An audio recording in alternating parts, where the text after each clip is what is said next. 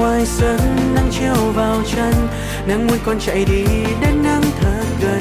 Nàng muốn ôm trọn vòng tay con, nhẹ nhàng hôn lên tóc con. Nắng bông hoa thành mưa giữa lúc trời trưa. Nàng muốn con được mưa tắm mát cho vừa. Chẳng lo ngại chỉ con nhé, từng giọt nắng cơn mưa sẽ khiến con thêm mạnh mẽ.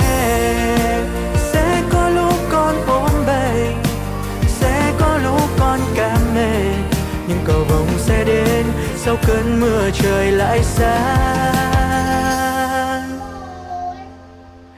Nắng lấp lánh ngoài sân, nắng chiếu vào chân. Nàng muốn con chạy đi đến nắng thật gần. Nàng muốn ôm trọn vòng tay con, nhẹ nhàng hôn lên tóc con. Nắng bông hoa thành mưa giữa lúc trời trưa. Nàng muốn con được mưa tắm mát cho vừa.